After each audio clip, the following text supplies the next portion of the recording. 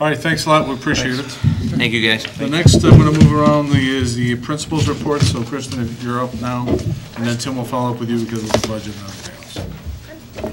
So the summer residency process was completed over 3 days in July, and as you may know, on the first day there were longer wait times. And after talking to some parents and taking a step back and reflecting, we realized it was for two reasons.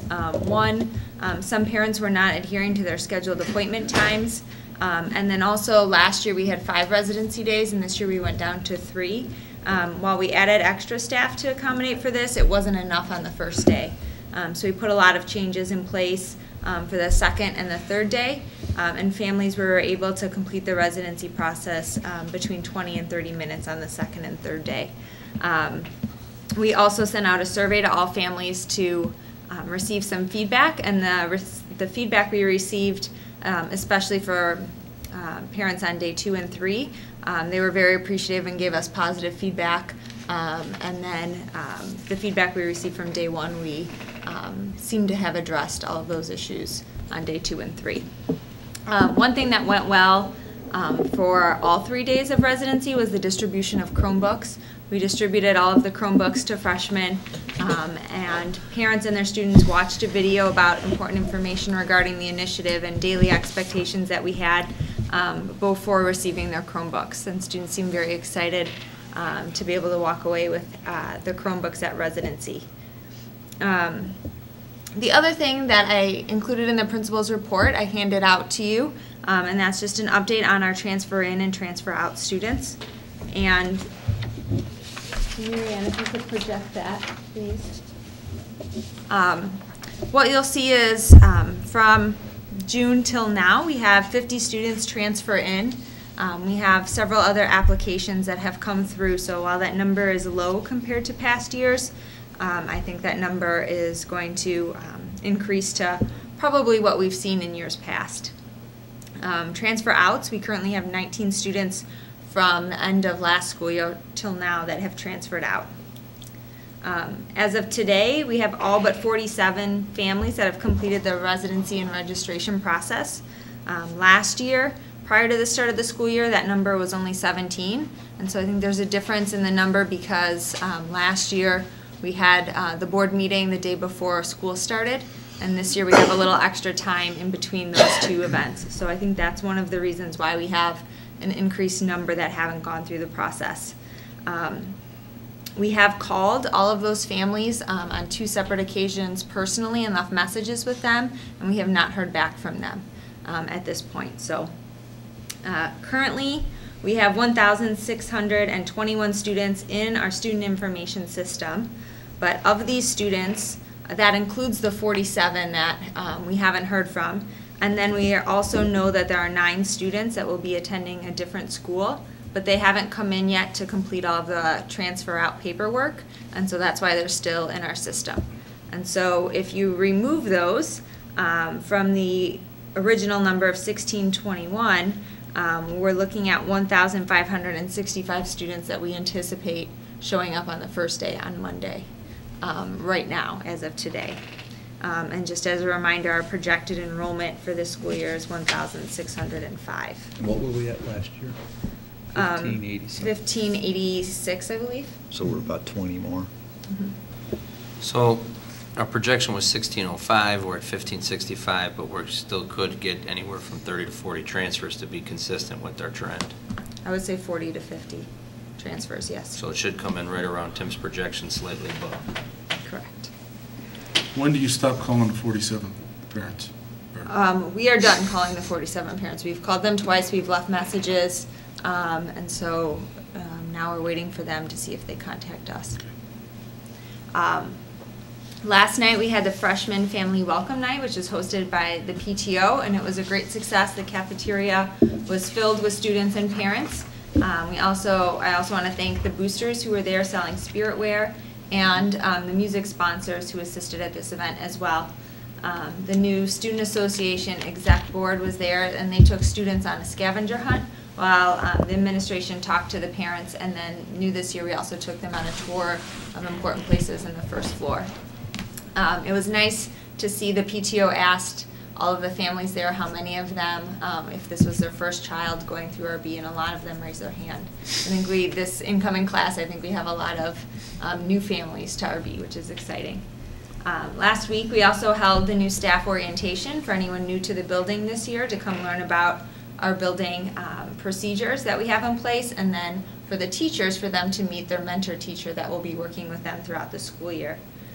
As you all know, Thursday our staff return for our first Institute Day of the year, and Monday school begins at 8 a.m. for freshmen and 10 a.m. for all other students. On that day, freshmen will have a brief Chromebook orientation just to make sure all the students have their Chromebook and can log on. And on the second day, they'll have a series of 5 different instructional opportunities on different aspects of the Chromebook that they'll be using throughout the school year. Lastly, football practice started yesterday. John and Tom hosted their fall coaches meeting today, and all of the fall sports start tomorrow, so we're excited about that as well. Before you go into your reports, do you want to introduce Tom? I don't think the board has had an opportunity to introduce Tom, or is that somewhere else in your report? I was going to do it at the end, but I can do it now. Before they speak on are they speaking on the engagement data? Yes, they are going to speak. Probably should introduce them then before, Okay. if it's okay. Sure. So Tom Doman is our other part-time interim assistant principal for athletics. He comes from Willowbrook High School, where he spent his entire career, and he has a wealth of experience in a variety of different areas, which will be incredibly helpful, including many years as an athletic director there as well. So what sports have you divided that up? Or? So I was going to have them talk about it after Okay. the engagement report, but Go John ahead. is going to be the point person for the boys' sports, and Tom is going to be the point person for the girls' sports, so that they have a contact person to go to for all of the big issues. But then obviously, if there's a minor issue that arises on a day when John's here and it's a girls' issue, he can easily step in and help and assist that coach. The other thing I wanted to mention in regards to the principal's report is, since we won't have another board meeting, is our open house is scheduled on August 26th at 7 p.m. And before that, at 6 o'clock, we're kicking off our parent technology series, and we're targeting, obviously, the freshman parents. So we'll be talking about the one-to-one initiative for part of the presentation, and then answer any questions and provide them any support that they need regarding that initiative. Lastly, in the principal's report is reporting out on the performance indicators. So at this time, if the administration here wants to come forward to the visitors table, we can pull up another chair.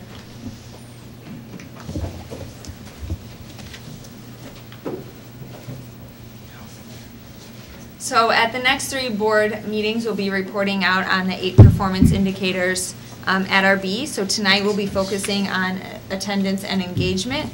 At the next meeting, we'll be reporting out on graduation and matriculation. And then the last board meeting will be ACT and advanced placement. So tonight, we're going to first start with the average daily attendance rate. I'll give a brief summary of what we did this past year. And then our new assistant principal for student affairs, Dave Mannon, will jump in and talk about what his plans are for this year. And then we'll follow the same format for engagement as well. So if you could go to page, I believe it's 75. And what is our goal? Percent? 95. The goal for average daily attendance is 95. Okay, just want to make people know that. All right. And so as you can see, our student average daily attendance this past year was 93.4%. And before we talk about what was done last year, I think it's important to note that the 3 severe cold weather days, attendance was significantly below average, which affected our daily attendance. But it also spilled over into the entire month of January and part of the beginning of the month of February. And looking at those months, they were considerably lower than other months.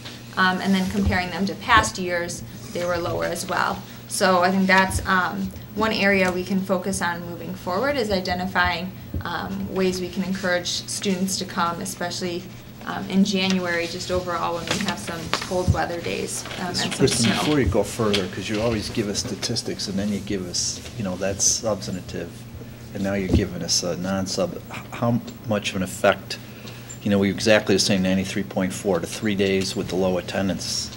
Was that 0.1%? Was it a fraction of a percent? I mean, what was really the impact of the low attendance on just 3 days out of the 180? So if we took those 3 days out, Yeah. we hand calculated and it would have been 93.8 just by those 3 days 4/10 alone. just for the 3 days then. Close school. Huh? Should I close school now? Well, It we just- talked about it before, there's low attendance on the makeup days too. Right. We know that, we We knew know that that from- from the past. There are days when people plan to be away on holidays. Right. So, And when our feeder schools were in session on some of those days, that helped Oh, okay. with our attendance as well. However, So- we do have snow days, though, that we shouldn't, we have snow days built into the calendar, correct? So those aren't makeup days where families have planned to be on vacation, or are they? Because the calendar, the makeup days are after what we normally schedule graduation, though. Correct. that's So when the we have makeup a days choice are. of So you'd have to changing move the whole graduation. schedule, changing graduation, or making days up on days when they're non-attendance days, which we've done every other year before this year. Yeah, we stopped with Kazimir Pulaski Day, and I think we Right. took down I think one of the Good presidents. Friday one Yeah, year. took down Good Friday.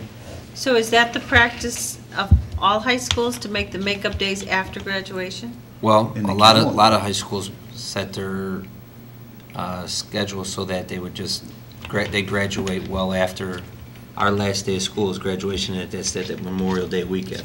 Right.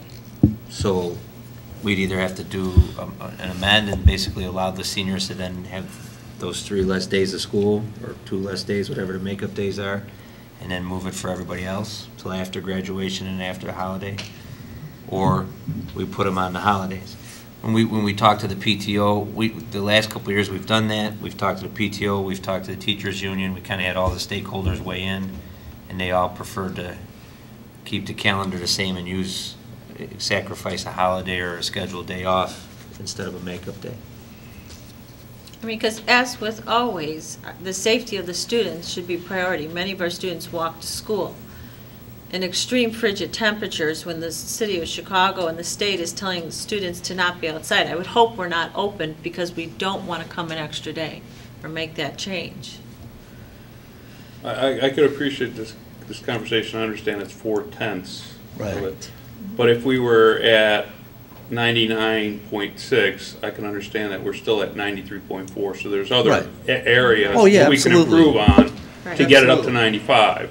Right. So, I mean, we can discuss that, and we made the decision to keep the school open, and it impacted us, maybe one day impact us more on those 3 days than another one day. We don't know. We don't know the day. But let's maybe focus in on the other, 6% that we can be addressing, right? And you have strategies that you're And- addressing with. And so the other things that we tried this year to improve daily attendance, we had the deans of students complete several home visits throughout the year, and that may have only impacted roughly about 20 students or so, but it made a big impact for those 20 students. And I think what you'll see is that there's a bigger impact, not necessarily on the overall average daily attendance because of that, but on the graduation rate, because a lot of those students were seniors. And those were students that were not coming in, were failing their classes towards the end of the school year. So if that practice continues, the goal is to not have seniors in that situation by getting to students who are starting to be absent more frequently at the younger level. So that was something that we just started this year. Increased communication, and so you can see all of the different things that we've done there. Just always a constant focus on ways we can increase communication to our families about the importance of coming to school. The dean's office this year also sent weekly notifications to students that had an unverified absence. So that typically meant they were in the building either meeting with the guidance counselor or at the nurse or somewhere else in the building, but their teacher marked them absent. And so it was unverified, so that was counting against our attendance.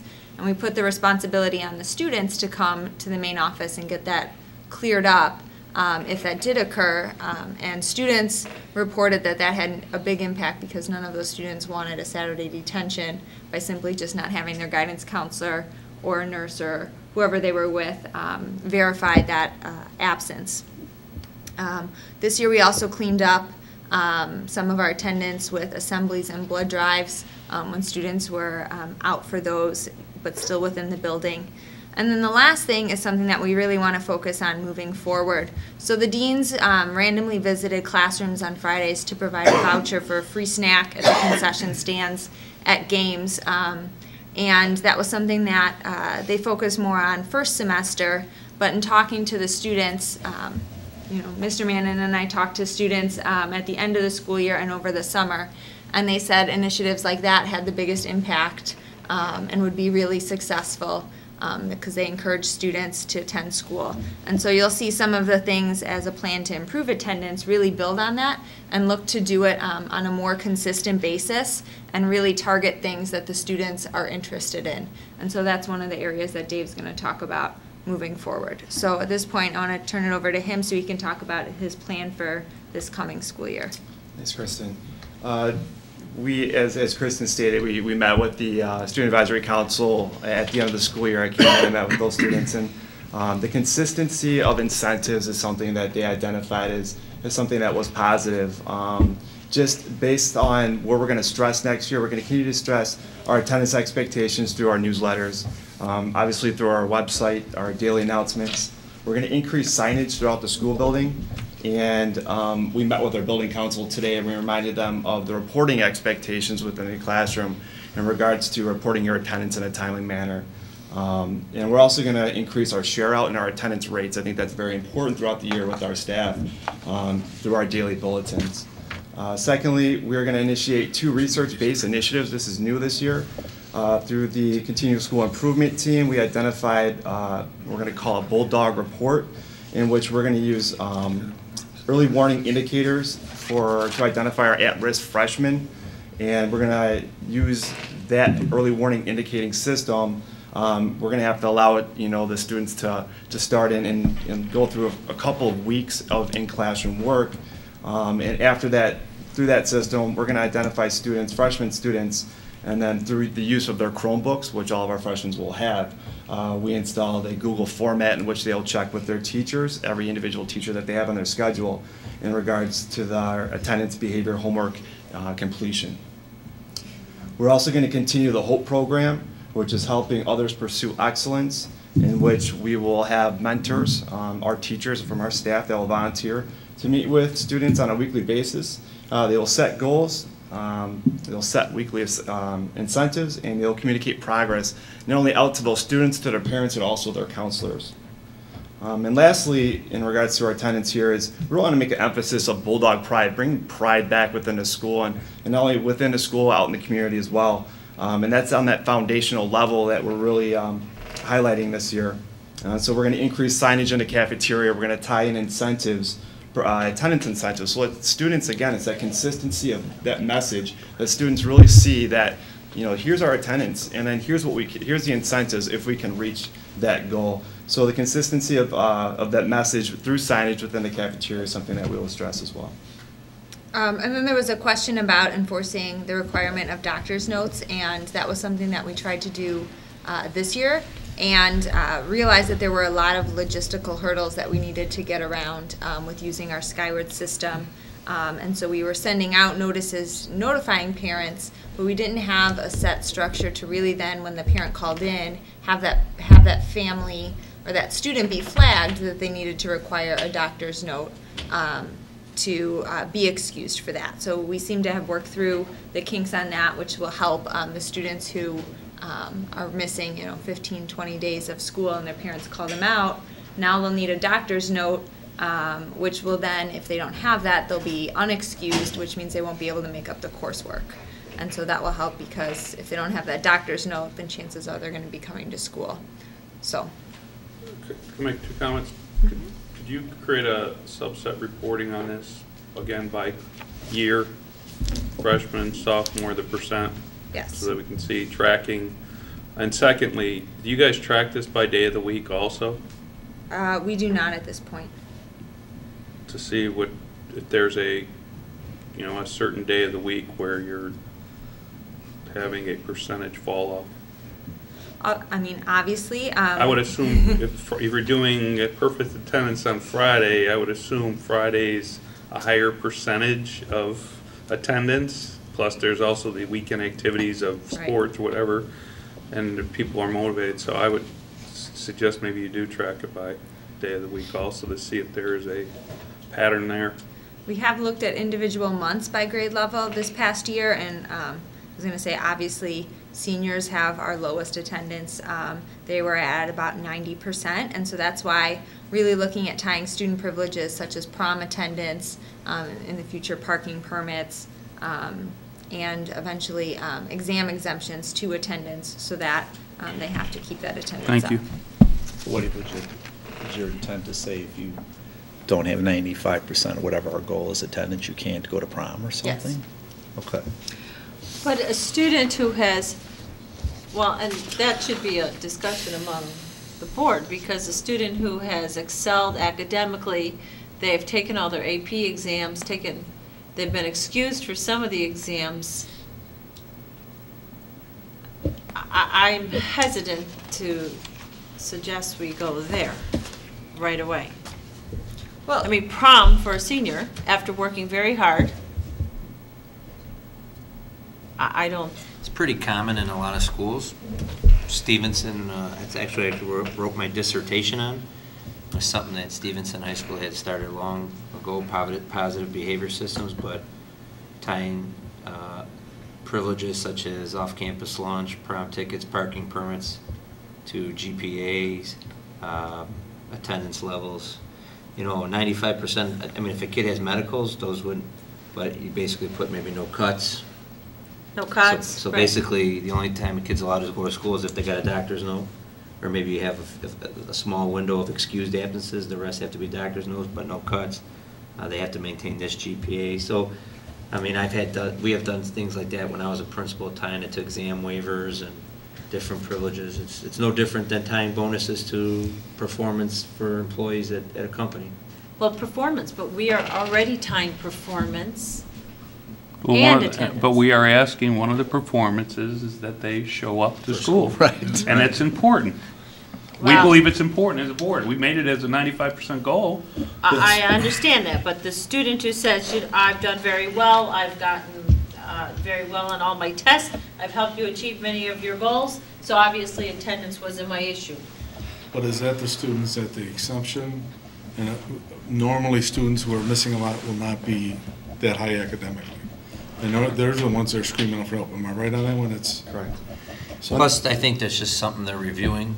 So Right. I We think also- Yeah, before you're they gonna make finalize some that, they'll make recommendation some like they always recommendations. do. All right, so let's see what they Yeah. come back with. I and do- Let's see I- what the game plan is. I do agree about the freshmen. I think that's a big issue with us coming in, that this is something totally new, a little bit, you know, hey, I'm all out doing everything different, and that's the one that you got to monitor to set the foundation to move forward. So great job on that. I guess what makes me nervous is that we don't create a system that appears to be punitive. You know, whatever your research, you're thoroughly investigating this, but we don't want that like, this is the lockdown place, and you gotta achieve, and the whip and chain. I mean, we want to celebrate these success stories, and we don't want them to cringe to have to come into this place, like a job they hate. And then the doors close and lock. Mike, do you have any questions on attendance? Mike? No. Thank you. I have one other, and again, I know you're gonna, I just would like to make a comment about it's very difficult to compare ourselves to the Chicago Public Schools. They may have different reasons during weather to close their school due to the public amount of transportation. student transportation that is involved in their operations that don't affect us at all. So that was my only comment from the last half hour. The one thing, and I think part of it will tie into there, is as you vet this out, you know, you said these privileges, there are rules as far as if a student doesn't come to school, they can't participate in sports or clubs that day either, Correct. right? And that is that enforced? Yes. And I'd like to see, well, you don't know, you weren't here last year. None of you Don't know, were. we can talk about one. So, I mean, that always kind of was a question with me, like, even with my own kids, you know, you got a game tonight, you can say, well, if I show up for this, I can go. And I can tell you this, Tom and I talked about that already a little bit. There's a lot of times a coach doesn't even know that student wasn't in school. That's my we do point. enforce it when we know. But see, that's my problem with all the policies we have here. Yes, we enforce it. Yes, we enforce it. Sure we do, but we don't know about it. You can only enforce it if there's a methodology for you to know on a daily basis. These students weren't in school, they cannot participate today. And to me, that's going to help get your attendance up, because the students know how to work their way around it. They know the coaches don't know when they weren't in school. Right. Or they know that they can only come to 4 periods. Or they know they still can come to count. 4 periods or whatever it is. But even that, how do you know? So part of my thing, and Gary's point is, to me, that might help it a lot. You have some kind of reporting methodology every day, like a coach has to know, was the student in school, or they can't participate that day, or a club, or whatever it is. Because I got, you know, again, mine's anecdotal, I'm not at practice, but you hear the kids talk, and there's a perception I have that the students know how to work around that part of the program. So I think part of your analysis should be, how do we notify coaches and sponsors who can be in participate on a daily, or, you know, the weekend. If they weren't here Friday, can they participate on Saturday? I don't know what the rule is. And we've identified that we are going to run a truancy report on a weekly basis, as well as start investigating, working with the ROE, West 40, in regards to their truancy program, and working with some of their counselors as well. It's something that hasn't been done within this school, and so I've already reached out to them to see if we could put some additional reinforcements in place through the use of their counselors. So transitioning. All right. Let's move to engagement now. So transitioning to engagement, as you can see on the next page, our engagement percentage was up from 63% last year to 65% this year. Our goal is 75%. And this year we broke down the participation in extracurriculars by class level, so you can see what the participation rates are at freshmen, sophomores, juniors, and seniors. You can see it's pretty consistent with the exception of the junior class. Since this is the first year we're tracking the data by class, I don't know if that's something specific or unique to the class of 2016 or just junior year in general, because classes get harder. So that's something that we'll have to monitor moving forward. And we can also talk to our seniors this year to identify that as well. What's our goal again for engagement? 75%. Okay. And so you can see of the, so what we always do is break it down of the students. We just remind you from the last athletic report, we had 780 students that participated in sports, and of those, 473 participated in 1 sport, 372 participated in 2, and 35 in 3 sports. And then of the 1,031 students that did participate in an activity, extracurricular activity, 251 of them participated in only a club or activity. So then doing the math, we had 548 students that did not participate in an extracurricular activity.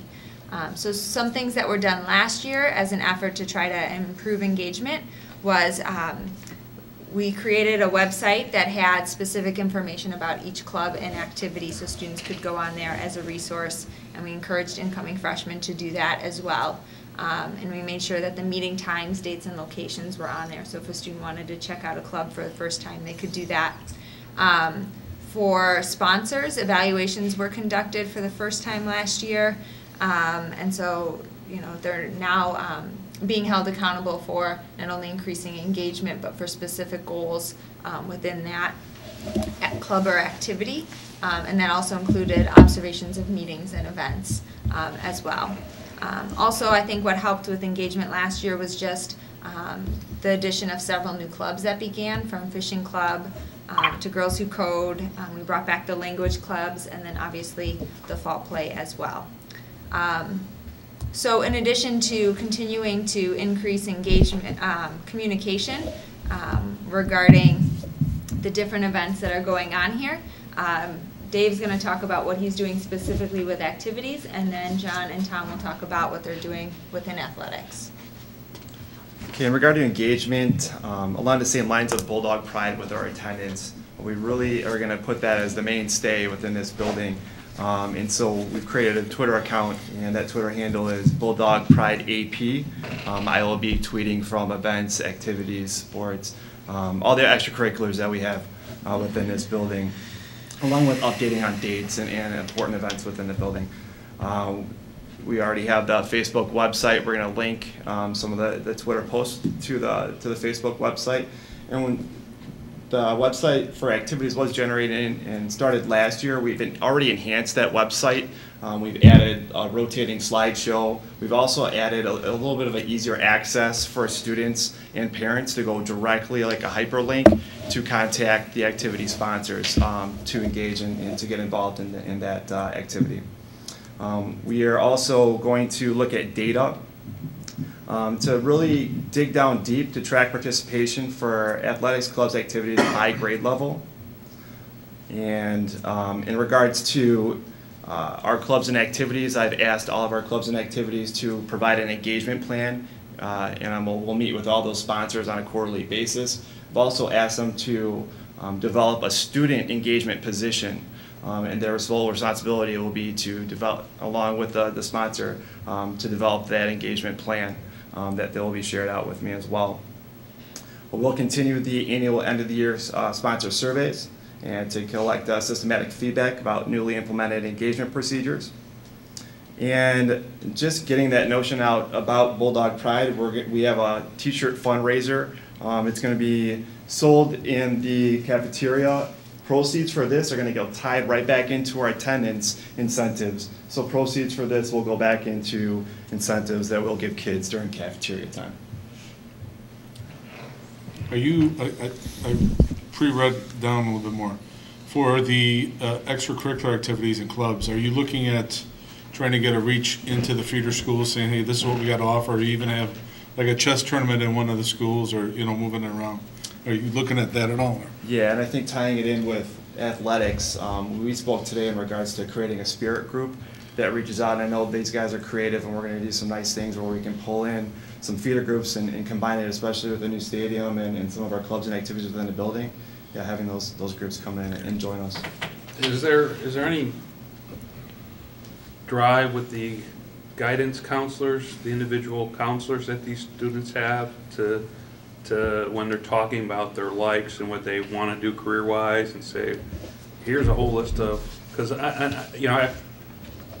my kids' friends, and they're not participating in anything, I keep kicking them saying, but participating in one thing, what do you like? And but he's got to be motivated to get kicked to do it. And he's just not going to go to a club and do it himself. I mean, this kid, I know it. So what can you do with the guidance and get them involved and say, oh, if that's your like, here's a couple of activity clubs, why don't you just join it and go listen to them? Is there something on that end you guys are going to hopefully do? Yeah, last year they focused specifically on the transfer students and intentionally talking to the transfer students as they came in about working with the ambassadors is to hear, here are some opportunities. But yes, that is a focus of ours, is we really want to identify the students, especially at the freshman and sophomore level, that aren't participating, so we can strategically target them in a variety of ways, which would include guidance counselors. But we want to be able to identify them right off the bat, as opposed to, a year later when we do this report and identifying that we don't have 30% of our freshmen participating in an activity. Kristen, last year, or you said 548 students aren't participating in any extracurricular, and last year you had a survey and had various reasons, didn't work, too busy, don't care. I don't know if, did you do another survey and get similar results, or? That was 2 years ago. That was 2 years ago. And so last year Jen did old. not do a survey. So that's something that we want to identify early in the year so that we can, like I said, go after the students to encourage them. Overall, we need to get we're hoping to get 160 out of the 550 that didn't participate to get to our goals. So, I know you have a lot of ideas of how to do it. I was just curious if you're still, I mean, are we getting any, so we didn't do a survey. Is there any feedback still, like the cost of it is prohibitive to That did not come students? through in the survey. It was more so work or outside commitments. Okay. And the problem with the survey was that it was anonymous. So while it helped us identify some of the reasons, it didn't help us identify the specific students that we could then target our focus on to encourage them. But everybody knows at your level that we have a policy that certain people automatically can get students their fees waived, and others, it's the superintendent could approve it if somebody, comes and requests it, right? Okay.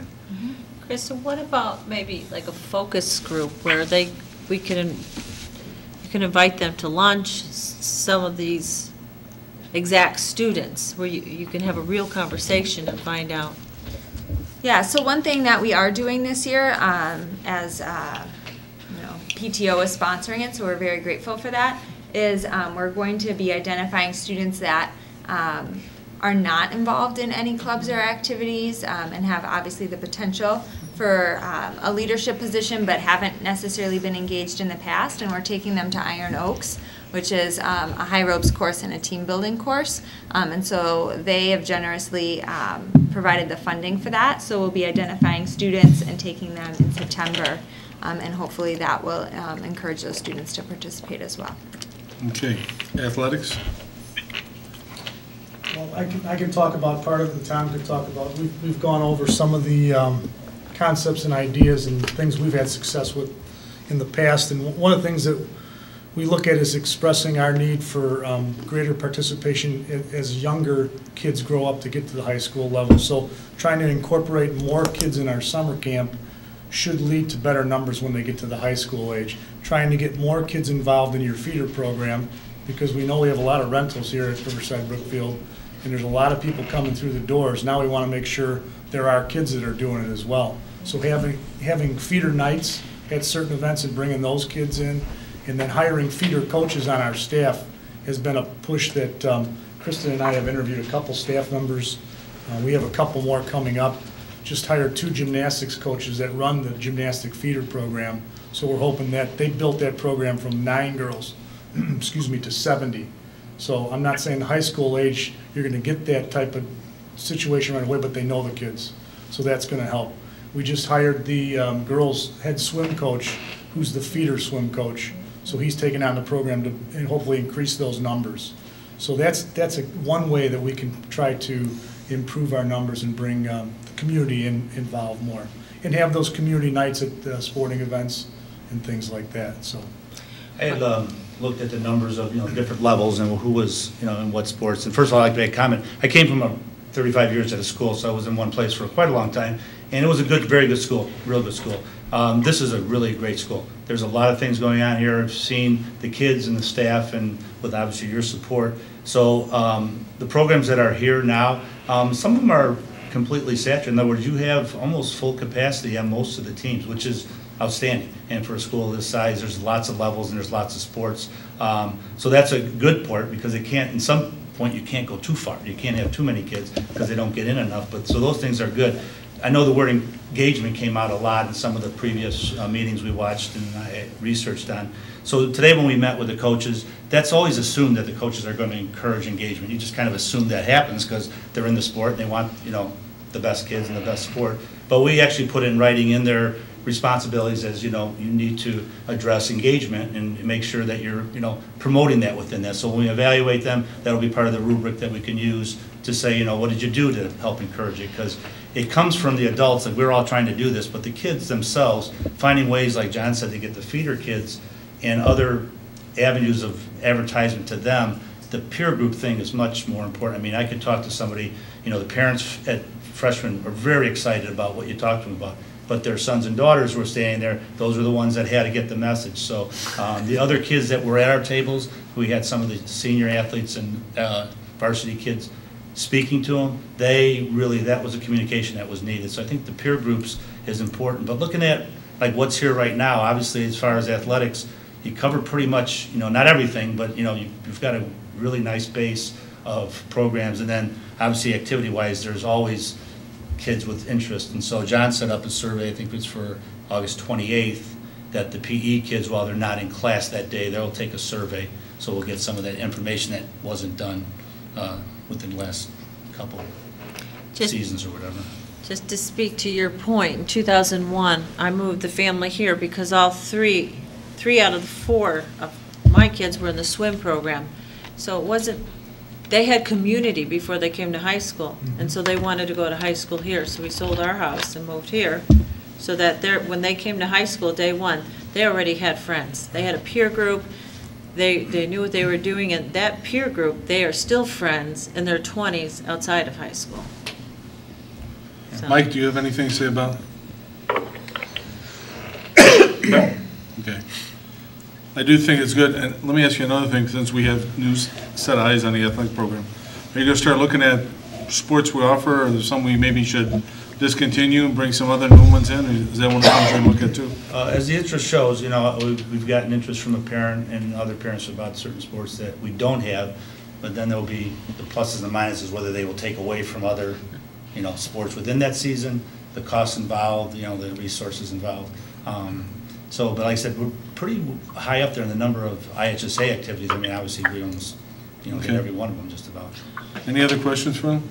It's not any engagement, but is the presentation with the coaches, is part of it that you remind them they're supposed to host meetings with the parents at the beginning of the season? We talked about that tonight, yep. Okay. Every season, we meet with that set of coaches, and they need to do that, and they need to schedule a date so Tom and I know when they're having it. Okay. And even if they want us to come and talk about the athletic code of conduct at their meeting, we can certainly step in, but yeah, they're certainly doing that. And we also talked to the freshman parents last night about specialization has been hurt in high school sports. I mentioned it in my talk, and I think that the studies are showing now that the more you play more sports, the better it is for your body. So everyone's in a travel ball, everyone's in club, but the thing is we're trying to break away a little bit more and expand them, so that could lead to other things, but like Tom said, we offer 28 sports now. Typically, schools that offer more than that are much larger, or they're a private school, where they can recruit that base coming in. We're open to any student, 1,600 students that come here. My school, where I came from at Glenbard South, very similar in size. We'd like to add more things. I think probably a doable addition could be a bowling, boys and girls bowling, because it takes that type of student athlete, maybe not away from other activities. I know when you go to certain sports, they take away from them and you end up killing sports. So you got to be careful. You look at them and listen to them, and certainly, you know, I think the survey that we give in this PE class will tell us exactly how many kids would like to do. And we can target kids that aren't doing anything with that survey as well.